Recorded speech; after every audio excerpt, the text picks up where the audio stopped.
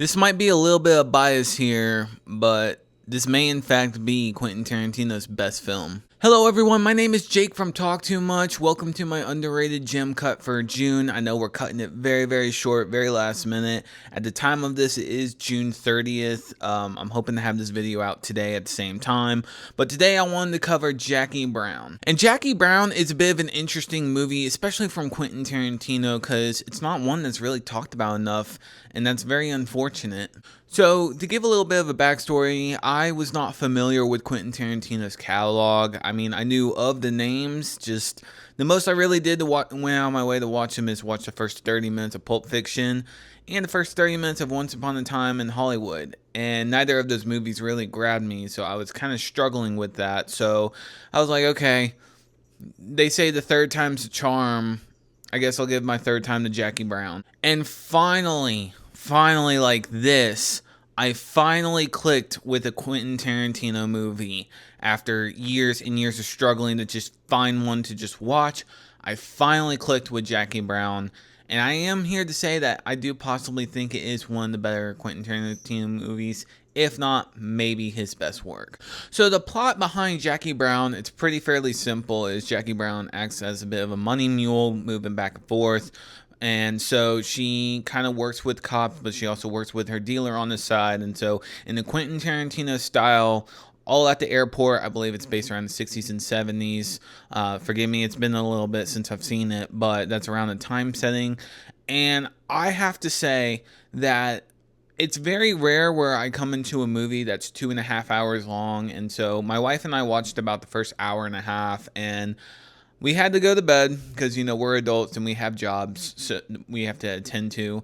And I couldn't help but feeling after I got to that hour and a half point and finally understanding this movie, all I could think the next day was, we need to finish this movie. We need to wrap it up. I actually think this is one of his better films. Like, maybe we can finish this all the way through. And lo and behold, we actually got through a Quentin Tarantino movie together. And my wife, in her words, say that it was just a little too weird. She doesn't think she'll watch one of his movies again. Me, on the other hand, I sat there with a little bit more optimism, being like, okay, maybe I can actually get through this guy's catalog. And starting off with the positives, I do think Quentin knows how to write a story. It's just a matter of what he puts in the story that can keep me going on with the whole length of the film. And I felt like that was a big struggle that I've had in the past watching his movies, is that I'll get through the first 30 minutes and nothing is happening, to the point where I'm like, I'm so bored.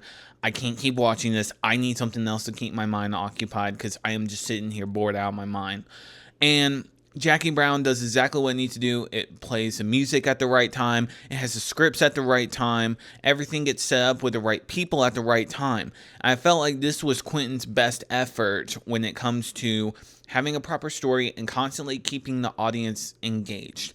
You can't normally say that about a lot of his films, unfortunately. As of right now, I've watched 3 to 4 of them.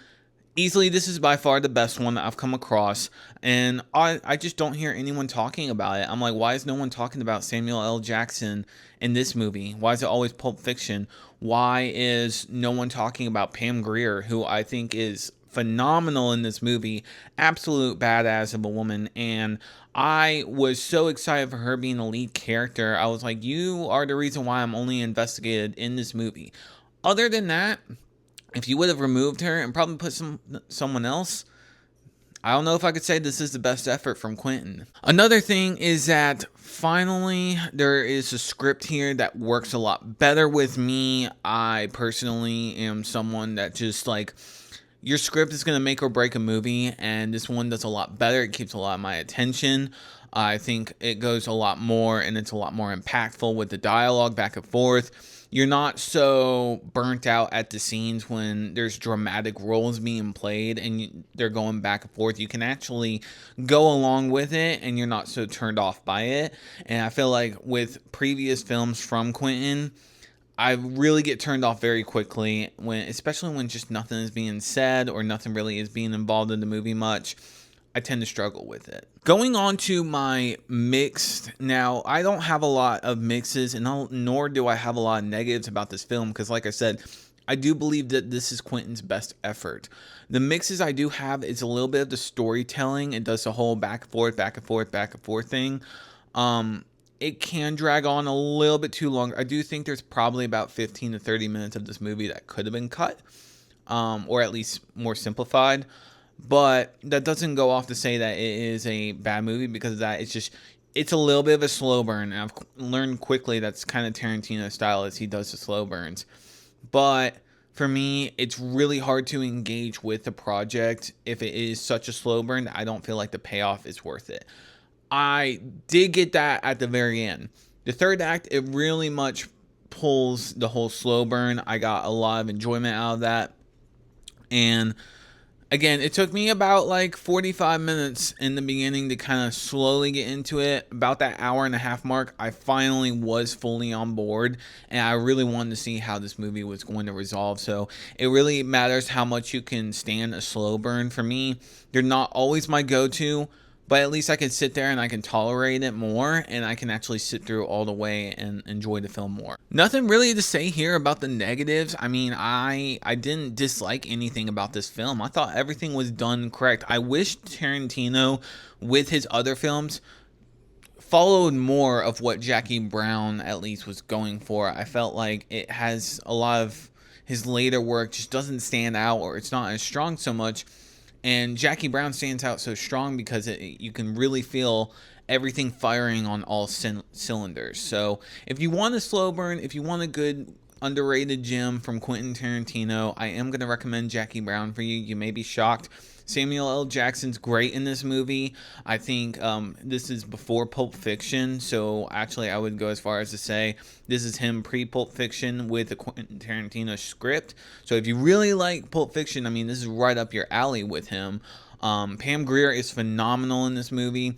Both the leads, they do such a good job. So if you're looking for a bit of a spy movie, something around 60s, 70s, around that timeline, going back and forth, it's all placed on an airport, which I have grown to realize that's becoming more of a thing nowadays.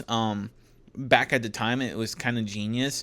And just the way the setting and everything looked, it's absolutely beautiful, along with the color palette. I just think it all works together great.